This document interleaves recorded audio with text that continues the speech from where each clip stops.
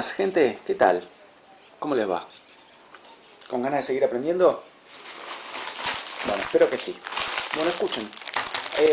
La clase de hoy corresponde ya a software, la vez pasada fue sobre hardware, pero antes de ir a la clase de hoy, dos cuestiones. Una, nos faltó hablar de un hardware muy especial, que es el módem. De eso vamos a hablar cuando hablemos de internet. Si así que lo dejamos para esa clase. Y después lo otro, me pasó lo siguiente. A ver, yo terminé de grabar el otro video y me di cuenta tarde de que yo tenía esta madre guardada, ¿sí? Y con esto me hubiera sido más fácil explicar todo, porque no tengo que estar metiéndome así adentro del gabinete con la cámara como hice la vez pasada. Pero bueno, más vale tarde que nunca. Obviamente no vamos a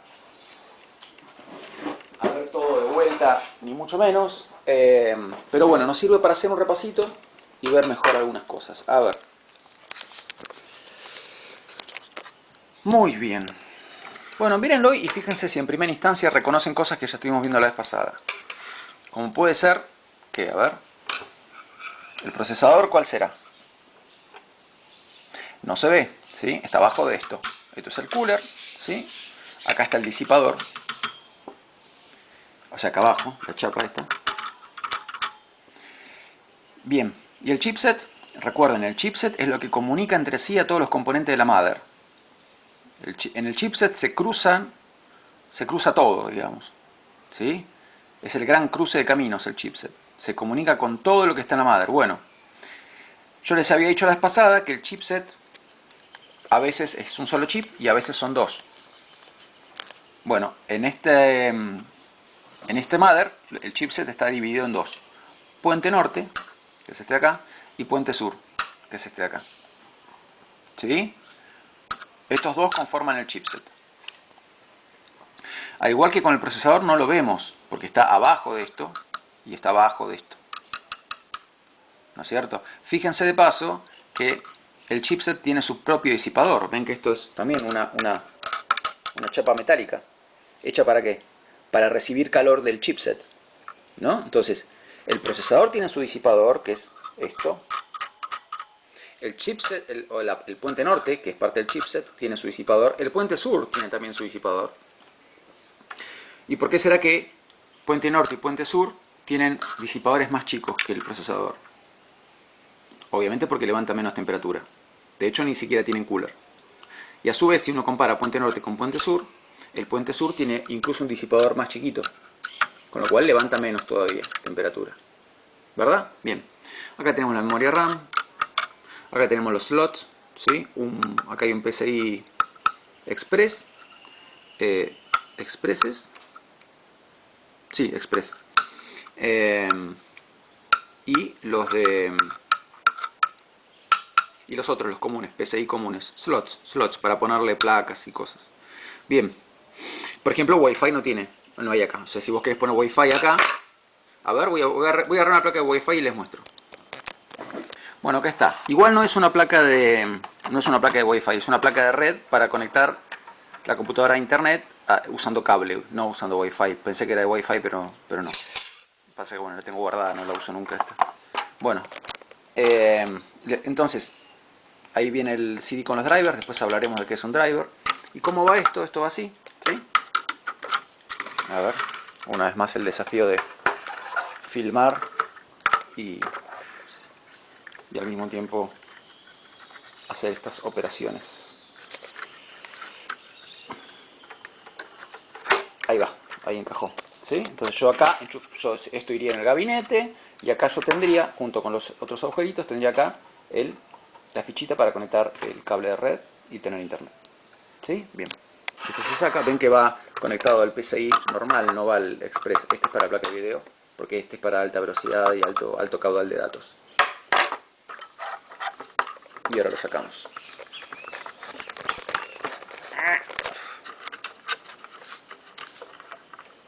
Ahí está. Bien. Bueno, y ahora lo que yo les quería mostrar es el procesador, que la vez pasada no se los pude mostrar. Entonces vamos así, ahora sí, desarmar esto. ¿Ok? Bien. Primero vamos a desenchufar el cooler, porque el cooler para andar recibe su corriente de la mother. Ven que acá está enchufado con una ficha. Yo lo saco. Y ahora a esto lo desatornillamos para poder ver al procesador.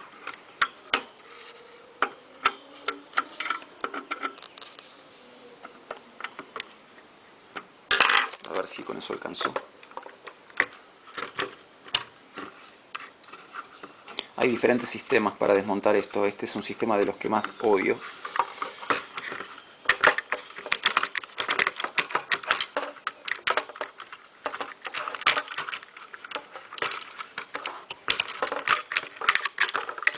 Me falta uno solo. Ahí va. Al fin. Bueno, bien. Ok. Entonces, acá está el disipador. ¿Sí? En vivo y en directo. Ven que no es más que un cacho de metal. Y ahí está el procesador. ¿Ven que hay una pasta blanca ahí? Si no estuviera esa pasta blanca, lo que habría sería una capa de aire entre el procesador y el disipador, y entonces el calor no se llegaría a transmitir bien. Bueno, vamos a abrir esto. Esto se llama catapulta. Este sistema, hay otros. Abrimos la catapulta. Ahí está. Por algo se llama catapulta. Levantamos acá. Para que vean de paso que justamente el procesador es desmontable. El chipset no, va soldado. Va soldado. A veces se puede sacar el disipador y cambiarle, porque acá también hay una pasta. Entre el disipador y el chipset, que está acá abajo, hay otra pasta. ¿Sí? Entonces, se puede sacar el disipador a veces, como en este caso, este por ejemplo, se puede sacar. ¿Sí? Este también. Para cambiarle la pasta, pero el chipset no se puede sacar, está soldado. En cambio el procesador sí, miren. Digo, aunque ahora se piensen, pero ¿a qué viene todo esto? Que el chipset esté soldado es una de las muchas razones que tienen que ver con que cuesta tanto tener una computadora que respete la privacidad. Ya van a ver cómo todo se conecta con todo. Cuando hablemos de lo que se llama Intel Management Engine, bueno, después van a ver cómo todo se conecta. Saco esto, ¿sí? Bien, ahí está. Este es el procesador. ¿Ok? Obviamente al procesador en sí no lo podemos ver porque está abajo de esa chapa blanca. Esta chapa blanca es el blindaje. El blindaje. Y arriba de eso está la pasta. La pasta con el tiempo se va gastando, por eso cada tanto hay que cambiarla. ¿Sí? Y ven ahí un montón, no sé si la cámara lo llega a ver, ¿no es cierto? Pero hay un montón de pines. Los pines son estos pinchecitos, ¿sí? Que son puntos de contacto. Son como cables cada uno por su propia cuenta, a través de los cuales viaja información. Entonces cada uno de esos pinches toca uno de los puntos, a ver si se llega a ver, uno de los puntos del punto de contacto del procesador. Ahí lo llegan a ver esos círculos de cobre. Bien. Entonces esto lo colocamos de vuelta y ya cerramos.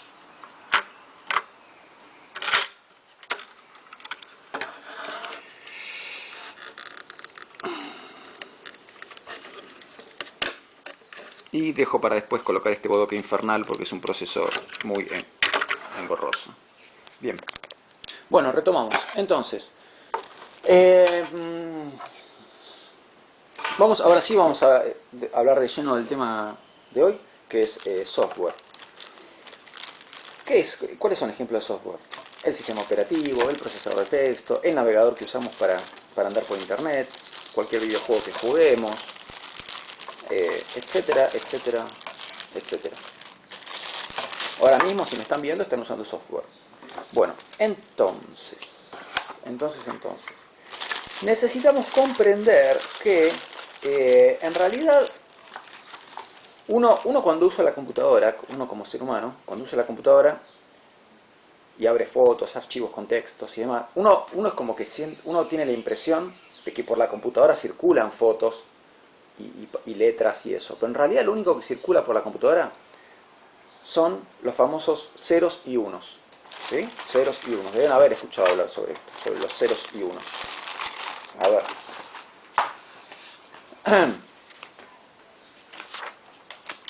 el único idioma que la computadora entiende es, el alfabeto de la computadora se reduce a estas dos cosas. ¿Sí? Entonces, bueno, parece que están circulando fotos por la computadora, videos, letras, pero en verdad solamente está circulando esto. Y ni siquiera esto, ni siquiera ceros y unos. Sino que en verdad el cero en realidad representa la ausencia de un impulso eléctrico. Y el 1, la presencia de un impulso eléctrico. ¿No es cierto? Entonces, por ejemplo, vamos a ver un ejemplo. El número 5. El número 5. Imagínense que ustedes desde un pendrive transfieren a la computadora un archivo extremadamente simple que consiste nada más que en el número 5. ¿Sí? Sería un archivo de 1 byte. Ahora digo lo que es 1 byte, pero imaginen que es el número 5, nada más. Número 5. ¿Sí? Bien, ¿la computadora entiende el número 5? No, no lo entiende. La computadora lo único que entiende es la ausencia o presencia de un impulso eléctrico. Bueno, entonces, ¿cómo? Esto no, obviamente no me lo acuerdo de memoria, cómo se traduce el 5 a impulsos eléctricos, pero la computadora lee esto. Lee. Vamos a ver el destornillador. Nada, nada, impulso, impulso, nada, impulso, nada, impulso. O sea, sin impulso eléctrico, ningún impulso eléctrico, ningún impulso eléctrico, impulso, impulso, nada, impulso, nada, impulso. Y que es algo que se parece como al código Morse, si ustedes quieren, ¿no? O sea que la computadora maneja un lenguaje binario. Bueno, el código Morse es un lenguaje binario también, justamente. Entonces, esto es un lenguaje binario. ¿Binario por qué? Porque comprende dos símbolos nada más. El 0 y el 1, o mejor dicho, mejor todavía, la ausencia de un impulso eléctrico, la presencia de un impulso eléctrico. ¿Sí? Entonces, cada vez que viaja un 5 por la computadora, lo que está viajando es nada, nada, impulso, impulso, nada, impulso, nada, impulso. Fíjense, vamos a traducir, bueno, acá lo tengo copiado. Fíjense, la palabra hola con signo de admiración y signo de admiración para abrir y signo de admiración para cerrar. ¿Cómo se traduce a lenguaje binario? Acá lo tengo. ¿Lo ven? Entonces, esto se traduce a ceros y unos, la H mayúscula ceros y unos, la H minúscula se traduciría diferente, la O, la L, la A y el signo de admiración para cerrar. Bueno, esto así es hola para la hola con signo de admiración, así,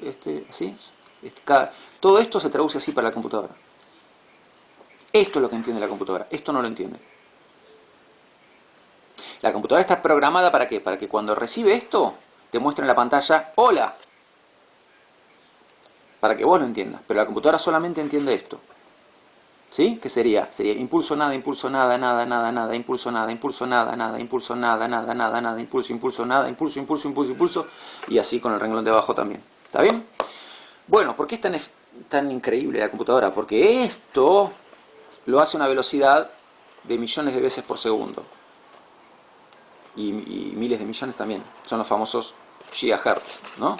Entonces, hace tan rápido esto que esto en los impulsos, el lenguaje binario, la información en forma binaria, viaja a una velocidad increíble a través de la computadora. Entonces, cada uno de estos dígitos, de ceros u unos, cada uno de estos dígitos en lenguaje binario, cada uno de estos dígitos en lenguaje binario se llama bit. Bit.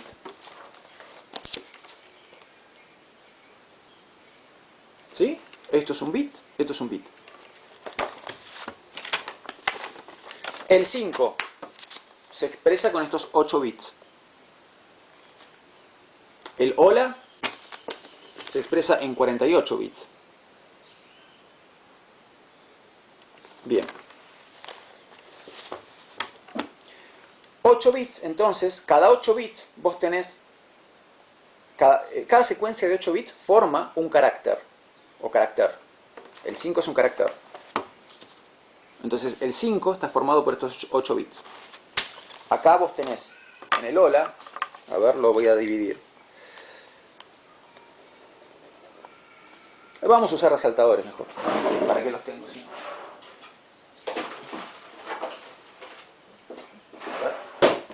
Vamos a sombrearlo. Entonces vos tenés, voy alternando celeste y violeta.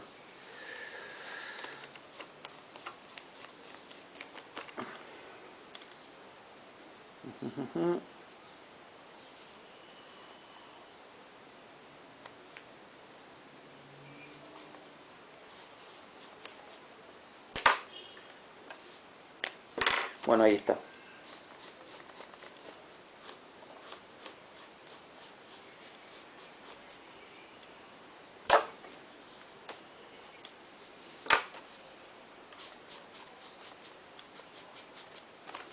¿Sí? Entonces, acá, estos son los que componen el signo de admiración que abre. Estos, la H mayúscula. Estos de acá, la O. Estos de acá, la L. Estos de acá, la A minúscula, ¿no? O LA, todo en minúscula. Si fuera mayúscula sería otra combinación. Y el signo de admiración que cierra se computa así. La computadora lo transmite así. ¿Sí? Bien. Cada 8 bits, entonces, tenemos un carácter diferente. ¿Y cómo se lo llama? ¿Cómo se llama esta combinación de 8 bits? Se lo llama quizás ya lo saben, un byte. Un byte. ¿Sí? Y esto ya nos resulta un poquito más familiar. ¿Por qué? Porque cuando uno dice, bueno, te mandé un archivo de tantos bytes, bueno, los bytes ya son más comunes. Los bytes se miden, a su vez, se miden en diferentes... hay diferentes medidas de bytes. Tenés un byte es muy poca información, es un carácter nada más. Pero vos tenés un kilobyte, ¿sí? KB, que son 1024 bytes. Tenés un megabyte, MB, que son 1024 kilobytes. Tenés un gigabyte, que son 1024 megabytes. Y tenés un terabyte, que son 1024 gigabytes. Y hay más también, ¿sí? Petabyte, exabyte, etc. Pero bueno, más o menos de byte a terabyte son los que podemos ubicar. ¿No es cierto?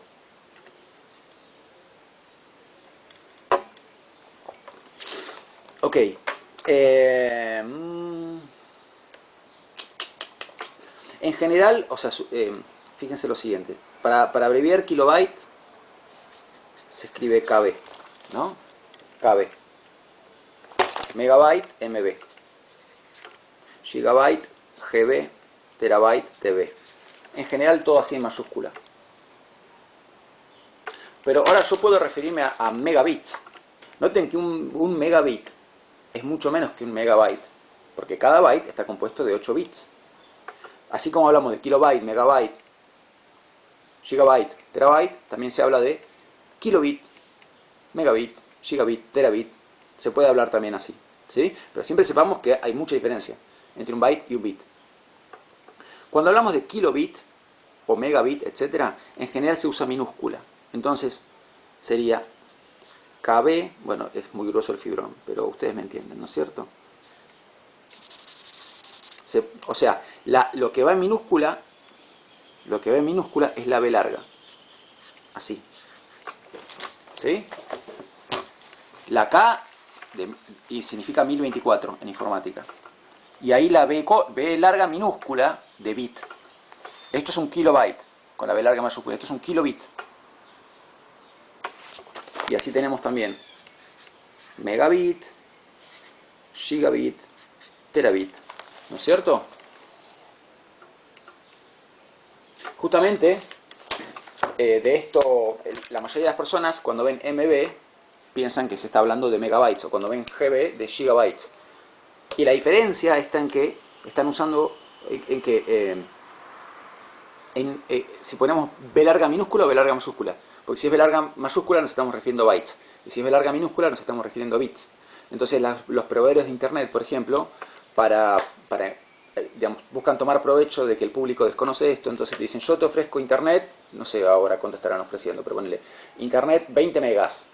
Y ven que te dicen megas, no te dicen mega qué, megas. ¿Sí? Y cuando vos mirás, vas a ver que es una M con una B minúscula, o sea, son 20 megabits por segundo. Cuando te conectes no vas a la tasa de transferencia de tu conexión a Internet no va a ser de 20 megabytes por segundo. Nadie que yo conozca tiene 20 megabytes por segundo de tasa de transferencia. Yo tengo 2, por ejemplo. ¿Sí? Porque lo están expresando en bits, que es mucho menos que bytes. Bueno, ustedes ahora ya saben esto y no se van a dejar engañar fácilmente.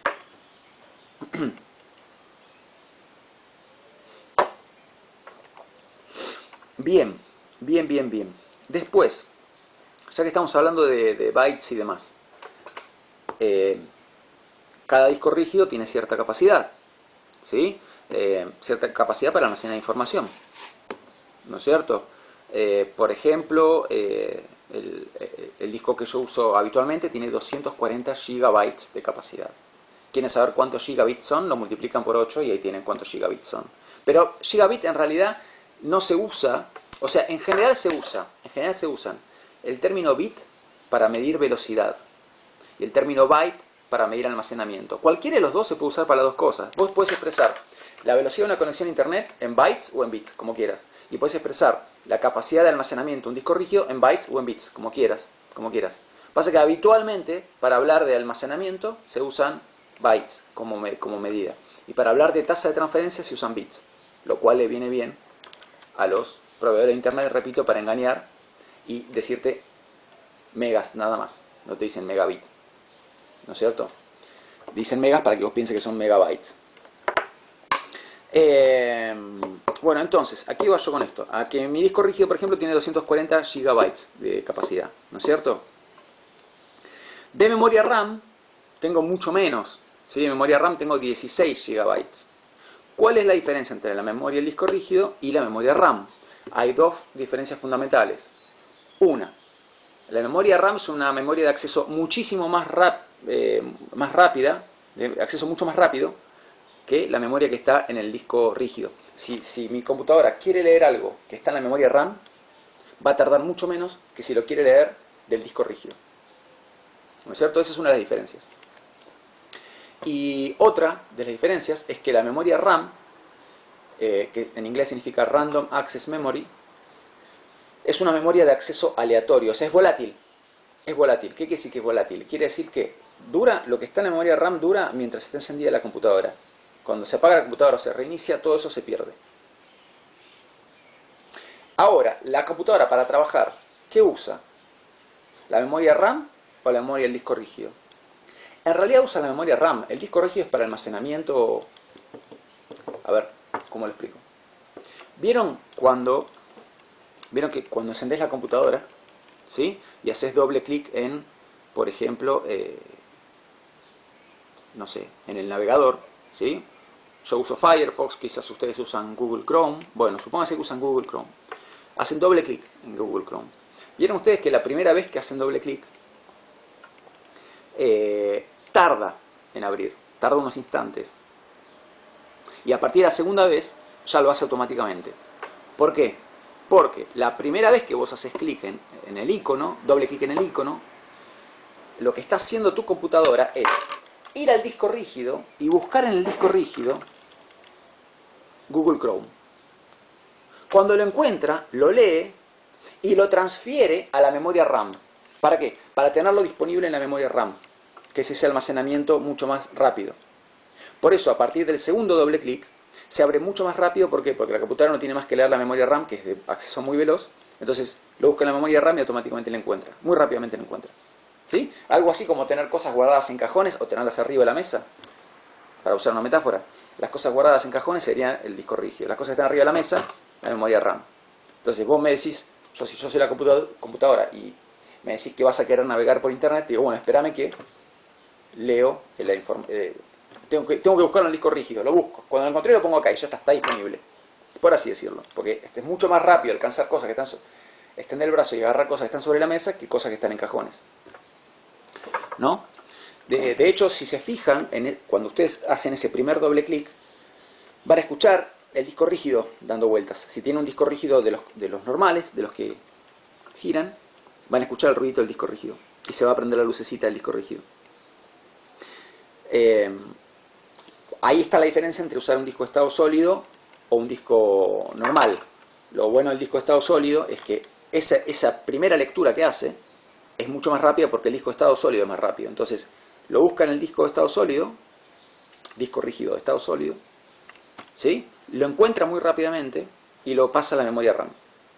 En cambio, como les explicaba la vez pasada, con un disco común, ¿sí? ¿Cuál es el problema? La diferencia, no es un problema, es una diferencia, que para encontrar información, en este caso vos lo que le estás pidiendo que localice es Google Chrome en tu disco rígido, para encontrar eso, tiene que mover el cabezal hasta el lugar donde está Google Chrome, ¿sí? Y ahí leerlo. Y ese tiempo, ¿sí? Es el tiempo que lleva el movimiento físico de desplazar el cabezal y localizar la información buscada, ¿no? Y eso es lo que marca esa diferencia. Bueno, ok. ¿Qué más? Hablamos de bits, hablamos de bytes. ¿Ven cómo empezamos a conectar, ¿no? Disco rígido, memoria RAM.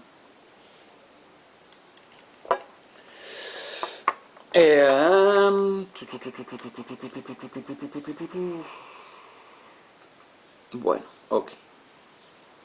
Vamos a hablar de programas ahora. A ver. Porque, o sea, de diferentes tipos de software. Por ejemplo.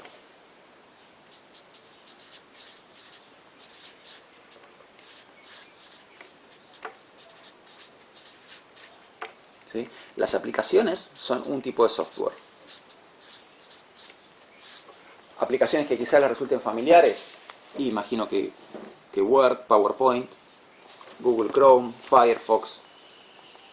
O del celular, imagino que les debe resultar familiar el maldito WhatsApp, por ejemplo. Digo maldito porque lo odio, ya saben. Bueno, todas esas son aplicaciones, ¿sí? Bien. Después tenemos, por ejemplo, sistema operativo. El sistema operativo es software.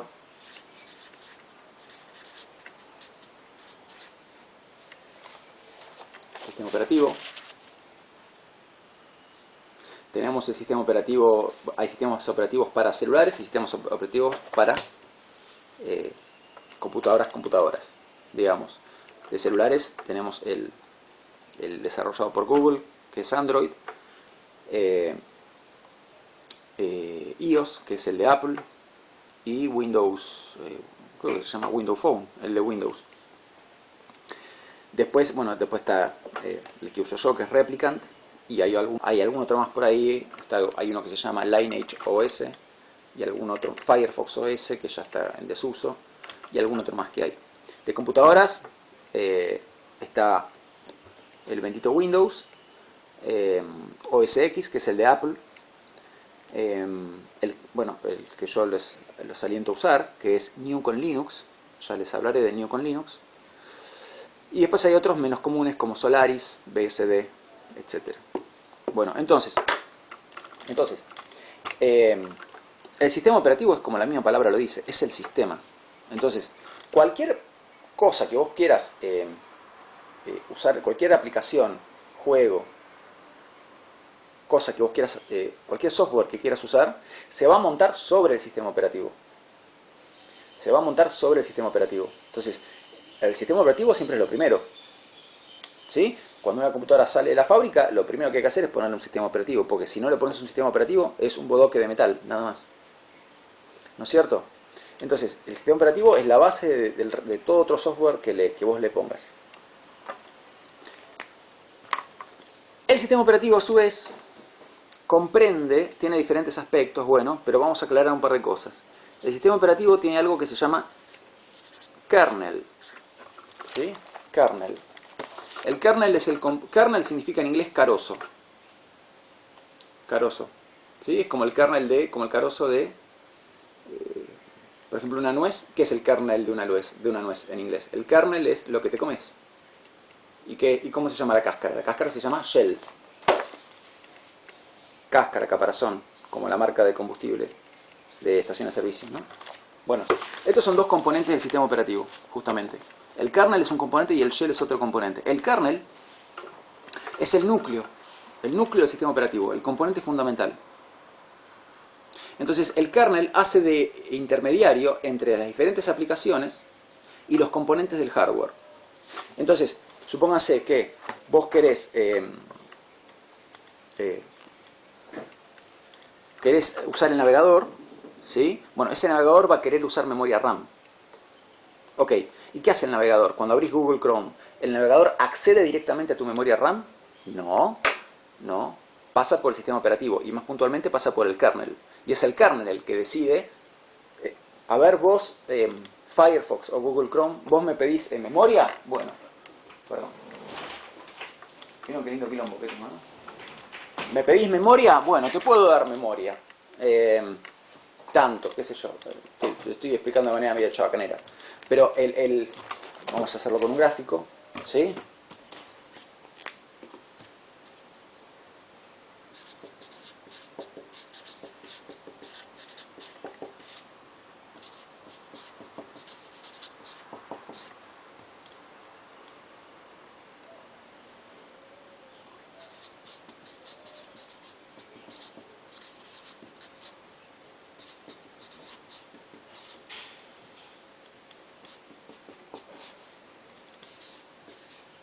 ¿No es cierto?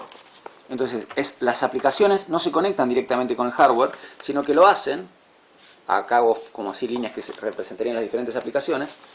Entonces, las diferentes aplicaciones se conectan con el hardware a través del kernel. Por eso el kernel está en el centro del sistema operativo. Centro, centro, centro. Es la última capa antes del hardware. Bien.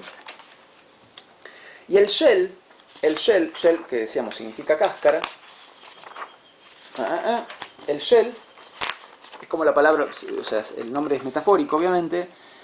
Representa como la capa superficial del sistema operativo. O sea, vos como usuario interactúas con el kernel a través del shell. ¿Sí? A través del shell. Vos no, como usuario nunca tenés contacto directo con el shell, sino que es a través del con el kernel, sino que es a través del shell. A través del shell. Entonces tenés shells gráficos y shells de texto. Textuales. Cuando vos, en un sistema operativo como Windows, que es el que más deben conocer, el shell es gráfico. Entonces vos como usuario interactúas con el kernel usando el mouse, ¿sí? Cliqueando en diferentes lugares. Eso es el shell. La interfase esa que estás usando es el shell de Windows. ¿No es cierto? Bien. Y el shell depende del sistema operativo, ahí puede haber diferentes shells. ¿Ok? Bien, muy bien. Bueno, tenemos el kernel, tenemos el shell, hablamos de sistemas operativos. Vamos a hablar de lo que es la compilación, el código fuente y eso. A ver, un segundito. Bueno, seguimos. Ahora, el siguiente punto en esta clase es entender lo que es el código, a qué se llama en informática código, ¿sí? Y entender la diferencia entre software libre y software propietario, privativo, como se lo llame.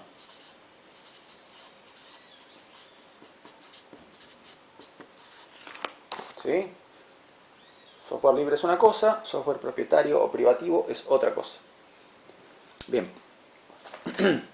Ok, bueno, entonces. A ver. Habrán escuchado hablar, imagino, de los programadores, ¿no? Los programadores son las personas que se dedican a desarrollar programas. Entonces, el sistema operativo que usan en sus celulares lo hicieron programadores. Si juegan un videojuego, lo hicieron programadores a ese videojuego. Si usan un programa para mandarse mensajes con la gente que conocen, a eso lo hizo un programador, varios programadores. ¿No es cierto? Entonces, ¿cómo se crea un programa? Un programa se crea escribiendo lo que se llama un código. Un código. ¿Sí? Entonces, código se llama, esto por ejemplo, acá les puse un ejemplo. Acá hay un ejemplo de código. Este lo inventé yo. ¿Sí?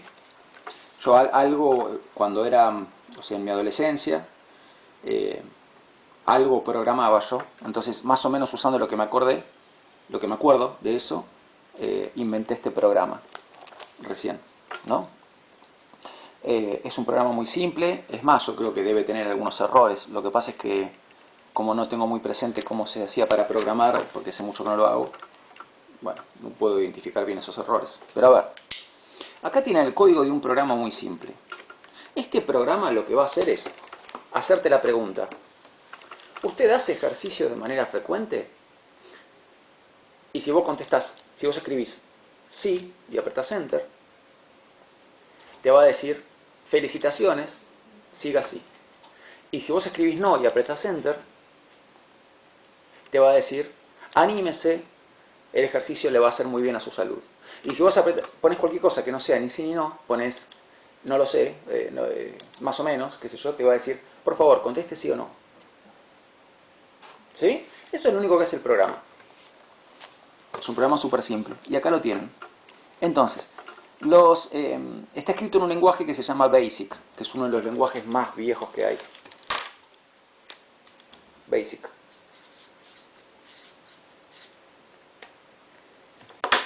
Entonces, BASIC no es el programa, ¿eh? BASIC es el lenguaje en el que está escrito. Los programadores usan diferentes lenguajes para hacer sus programas. Esto está escrito en un lenguaje que se llama BASIC.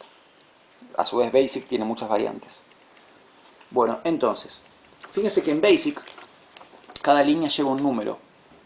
Entonces, cuando la computadora arranca leyendo de la línea 1 y va leyendo así, como bueno, como leemos nosotros. Cuando termina de leer la primera línea, pasa a leer la segunda y así. Pero siempre obedeciendo los comandos que encuentra. Entonces, lo que va a pasar cuando la computadora empieza a leer este programa es lo siguiente. Lo primero que se va a encontrar es una orden, ahí, que dice print. Print. O sea, todo esto está en inglés porque el inglés es como el idioma de la computación, ¿no? Print no significa imprimir en la impresora, significa imprimir en la pantalla. Entonces, la primera orden que encuentra el programa es imprimir en la pantalla. ¿Imprimir qué? Imprimir lo que está, entre comillas, a continuación del print. Entonces, entre comillas, acá hay una comilla y acá hay otra comilla. ¿Qué hay? Hay una secuencia de caracteres. ¿Qué dice esta secuencia de caracteres? ¿Usted hace ejercicio de manera frecuente? Bueno, entonces, la primera orden que lee la computadora cuando ejecuta este programa, ejecutar un programa es arrancarlo, hacerlo andar. Entonces, cuando la computadora quiera ejecutar este programa, la primera orden que va a recibir es imprimir en la pantalla lo que aparece entre comillas. O sea que va a aparecer en la pantalla. ¿Usted hace ejercicio de manera frecuente? Bien, cuando la computadora haya completado esta orden, esta instrucción, va a pasar a la siguiente, va a seguir leyendo, lo hace, lo pone en la pantalla, sigue, va a la línea 2. ¿Qué dice la línea 2? Dice input, bueno, acá se empieza a complicar un poquito más. Yo les marco con resaltador celeste los comandos. Input, y ahí dice a pesos. Bueno, acá, digamos, lo que el input significa, vos computadora, esperá a que el usuario te ingrese algo. Input significa eso. Computadora, quédate esperando a que el usuario ingrese algo. Y lo que el usuario ingrese, grábalo por favor con esta variable, este nombre de variable, a pesos. O sea, este a pesos en el lenguaje, en BASIC, significa algo así como en matemática cuando decimos x. ¿X qué es? X puede ser muchas cosas, ¿no? Entonces, si yo te pongo un problema matemático donde aparece por ahí la X, pero al principio del problema te digo X igual a 8, ya sabes que donde aparezca la X, ese valor es 8. Bueno, en computación es algo parecido. Parecido, no exactamente igual, pero muy parecido. ¿Por qué? Porque, entonces, la computadora, primera línea, va a imprimir la pregunta. Después, ¿qué va a hacer? Va a quedar esperándose a que yo ingrese algo. Va a quedar el cursor que titila ¿Sí? La rayita esa que titila, esperando que yo ingrese algo, que tipee algo. Bien, lo que yo sea que tipee, para la computadora va a ser la variable a pesos. ¿Sí? Entonces si yo tipeo sí, el valor de a pesos va a ser sí. Esto es como vuelvo, como la x, ¿no? El valor de x puede ser 8, puede ser 9, puede ser 4000. Bueno, el valor de a pesos, a signo pesos, el valor de a pesos va a ser lo que el usuario tipee. Bien. Si el usuario no tipea nada, la computadora se queda esperando. ¿Por qué? Porque tiene la orden de quedarse esperando a que el usuario ingrese algo. Entonces, bueno, vamos a suponer que el usuario ingresa algo. Una vez que el usuario ingresó algo, lo que ingresó queda archivado como a pesos, como el valor de a pesos. El valor de a pesos va a ser lo que el usuario tipee. Ahora, una vez que el usuario tipeó algo, pasamos a la siguiente línea, la línea 3. Y acá tenemos dos comandos, if y then. Y goto, 3 comandos.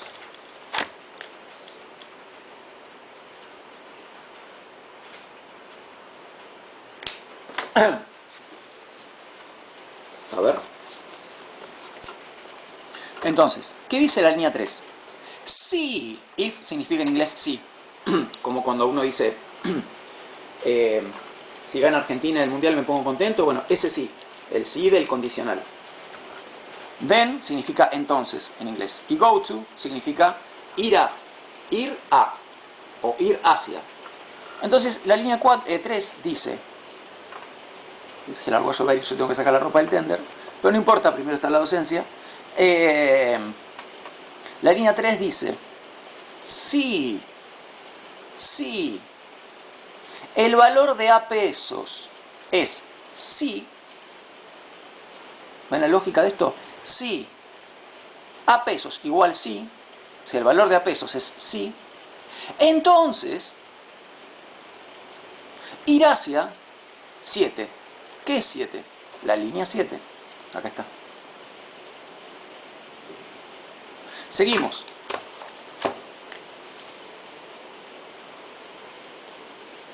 Si el valor de a pesos es no, entonces ir hacia 9. Bien, a la línea 9. ¿Y qué pasa si el usuario ingresó más o menos? Bueno, para eso está otro comando que es else. Else significa, bueno, si no se da ninguna de las alternativas nombradas, entonces hacer esto. Entonces fíjense, tenemos, recapitulamos, a ver, 1. Imprimir en pantalla. ¿Usted hace ejercicio de manera frecuente? 2.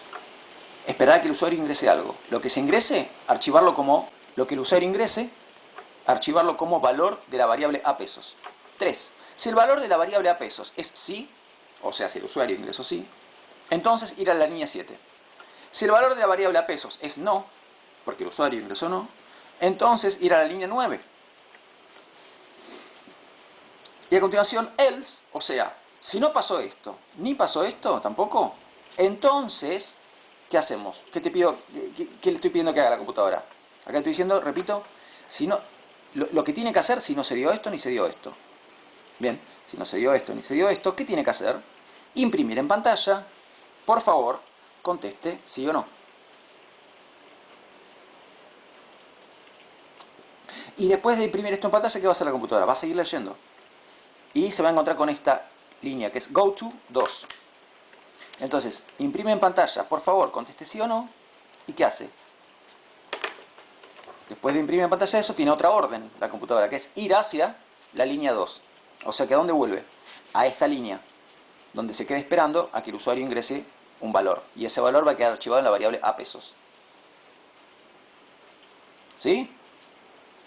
¿Qué pasa si ahora el usuario ingresa así? Va a la línea 7. Si ingresa no, va a la línea 9. Y si vuelve a ingresar otra cosa que nada que ver, ingresa, pone tipea, no tengo ganas de contestarte, la computadora nuevamente le va a mostrar, por favor, ¿sí? Else, print, por favor, conteste sí o no. Después de eso va a volver a la línea 2 y otra vez se va a quedar esperando. ¿Está bien? Vamos a, ¿qué pasa si contesta así? Si contesta así, va a la línea 7. La línea 7 está acá. ¿Qué dice la línea 7? Acá hay un comando print. Línea 7, print, o sea, que aparezca en pantalla el siguiente mensaje. Felicitaciones, siga así. Y a continuación de mostrar ese mensaje, end, termina el programa. Se termina el programa. Se cierra solo. Y si la persona contestó no, va a la línea 9. ¿Y qué hay en la línea 9? Print, o sea, mostrar el siguiente mensaje. Anímese, el ejercicio le hará muy bien a su salud. End, a continuación de eso. ¿Sí? Entonces, ¿qué hace el programa? Imprime el mensaje. ¿Usted hace ejercicio de manera frecuente? Y a continuación se queda esperando que el usuario ingrese una respuesta. Esa respuesta va a quedar archivada como el valor de A pesos, que es nuestra X acá. Si el valor de A pesos es sí, va a la línea 7. Entonces le dice felicitaciones, siga así y termina. Si el valor de A pesos, o sea, lo que el usuario ingresa es no, entonces va a la línea 9. ¿Qué dice la línea 9? Imprimir el mensaje en pantalla. Anímese, el ejercicio le hará muy bien a su salud. Y ahí termina el programa. ¿Y qué pasa si no ingresa ni sí ni no? Entonces imprime este mensaje en pantalla. Por favor, conteste sí o no. Y vuelve a la línea 2 y se queda esperando nuevamente que ingrese una respuesta. Y siempre que lo que ingrese no sea sí ni no, le va a decir por favor ingrese sí o no. Hasta que ponga sí o ponga no. Y si pone sí le va a decir felicitaciones, etc. Y si pone no, le va a decir anímese, bla, bla, bla. Bueno, esto es un ejemplo de un programa. Este es el código de ese programa. Bien. Es un programa sumamente simple, ¿no? Y para que se den una idea, cada uno de estos caracteres, los espacios también, representaría un byte. Un byte. O sea que si yo cuento cuántos bytes hay acá, no sé cuántos habrá, pero será, no sé, como mucho, sería un programa de 200 bytes, una cosa así, no más que eso. Es un programa chiquitísimo, 200 bytes, ¿no? Fíjense lo complejos que serán los programas que uno usa habitualmente. Si bajas un programa de 20 megabytes, 20 megabytes son 20 millones de bytes. O sea, pasa que no es exacto el número, pero 20 megabytes son 20 millones de bytes, 20 millones de caracteres. ¿Sí? Yo acá hice un programita de unos, más o menos, no lo conté, pero serán unos 150, 200 caracteres. Bueno, un programa de 20 megabytes son 20 millones de caracteres, o sea que imagínense cuántas páginas deben ser ese programa. ¿Sí? Bien, siguiente. Yo les había dicho ya que la computadora lo único que entiende es lenguaje binario. Cuando uno ve hola, la computadora no está, por la computadora no pasa hola, pasan ceros y unos. O sea, ausencia de impulso eléctrico, presencia de impulso eléctrico. Entonces, para ejecutar este programa, ¿qué va a haber que hacer? Va a haber que pasarlo, o sea, para poder ejecutarlo va a haber que traducirlo a un lenguaje que la computadora pueda entender. ¿Y cómo? O sea, ¿a qué va a haber que traducirlo? A ceros y unos. A ceros y unos. ¿Sí? Esto va a haber que traducirlo a 0, 0, 1, 1, 0, 1, 0, 1, 0, 1, etc. ¿Sí? Y ahí la computadora lo va a entender. Etcétera. Y sigue, ¿no? Porque no me voy a poner a anotar ceros y unos. Pero sería un montón de ceros y unos. Bien. ¿Cómo se llama el procedimiento de pasar un programa de un lenguaje como este al lenguaje que la computadora entiende? Se llama compilar. Compilar. Esto es compilar.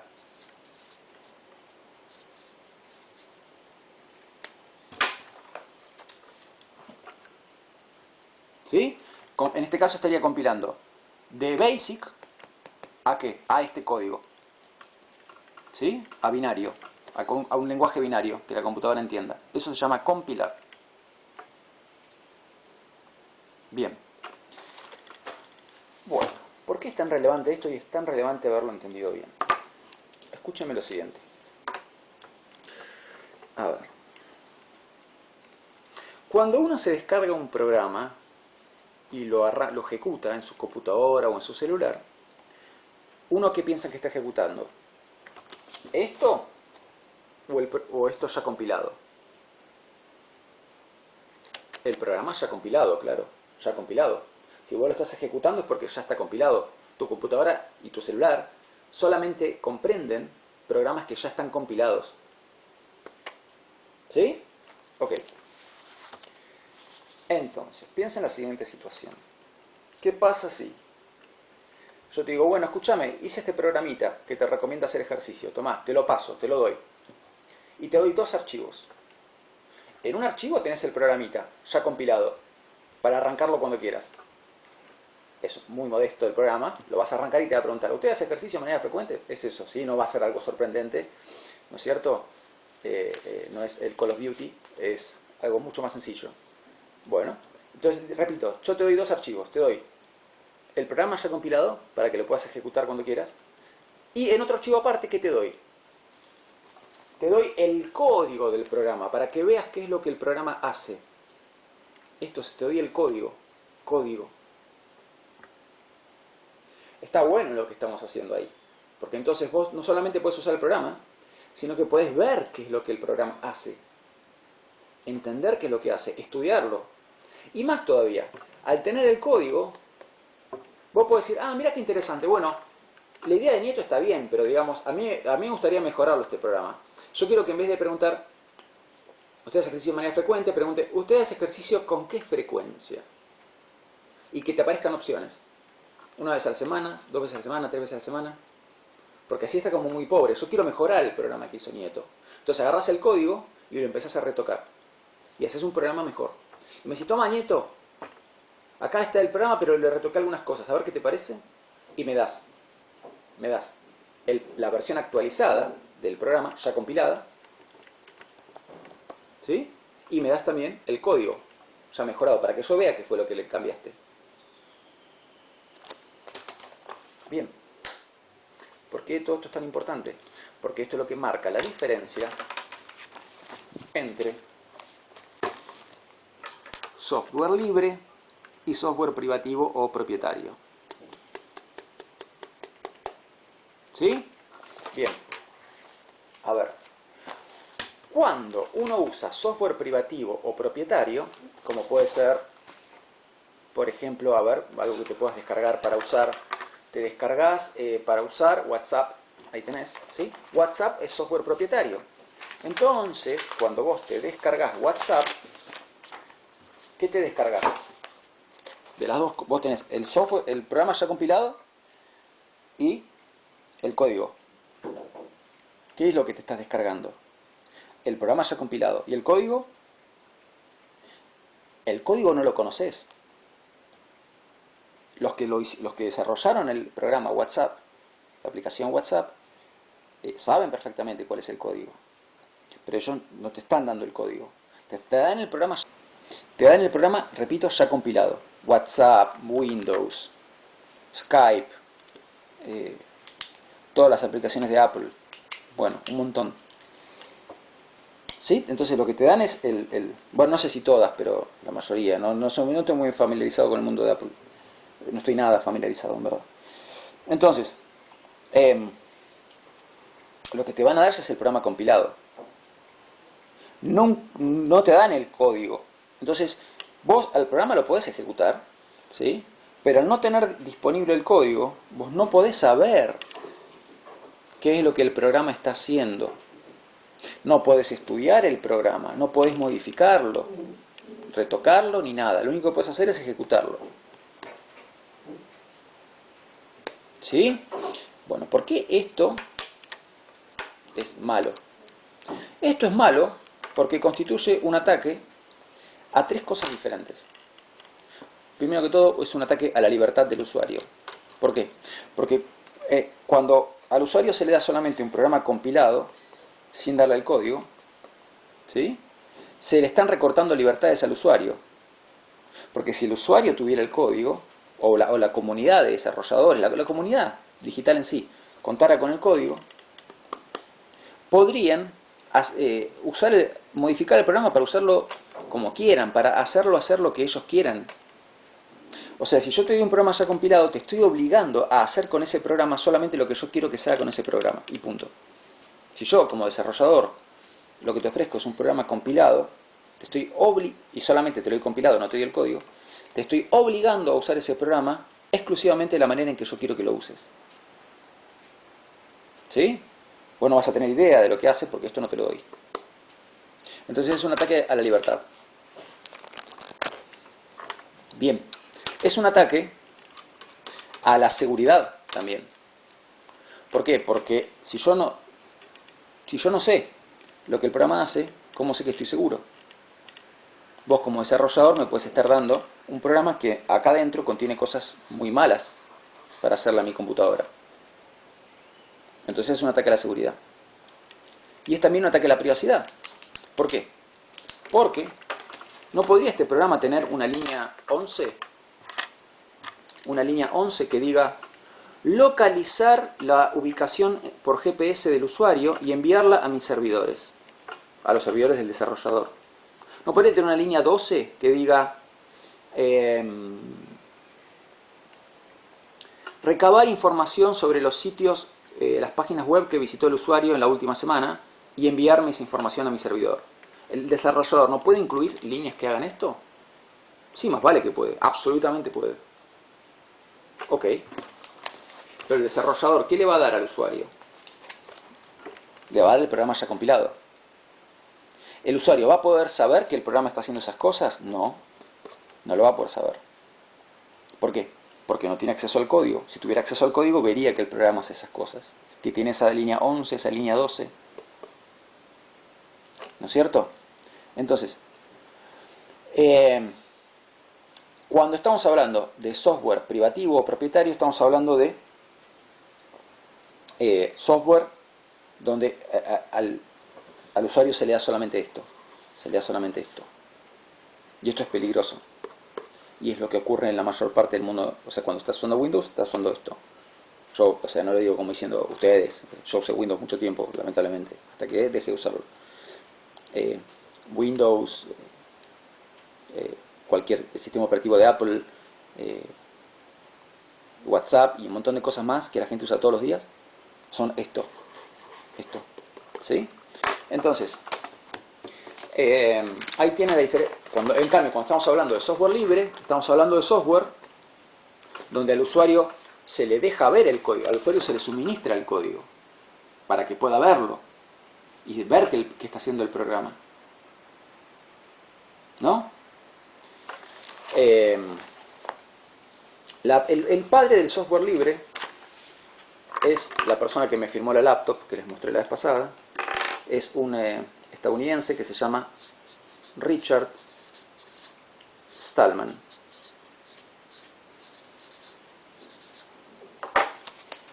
Richard Stallman. ¿Sí? Bien. Richard Stallman, formuló lo que se llama las 4 libertades fundamentales. O sea, él trató de expresar sintéticamente cuáles serían los 4 lineamientos del software libre.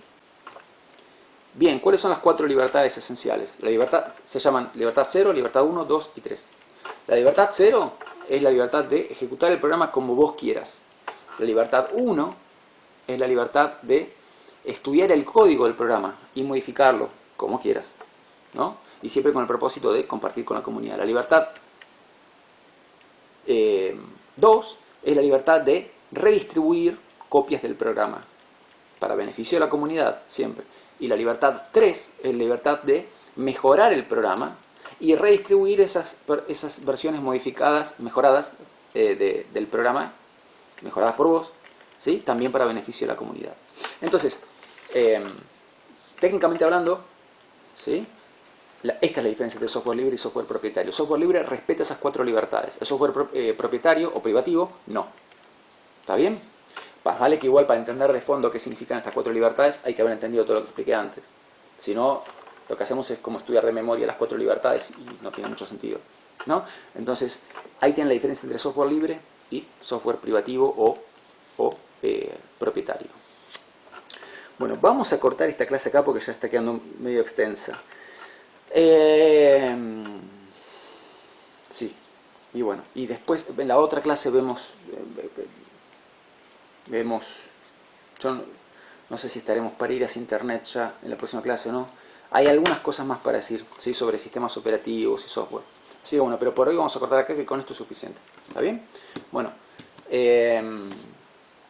Y después otra cosita. El programita este que yo inventé, les decía, está en Basic. Hay diferentes lenguajes, ¿no?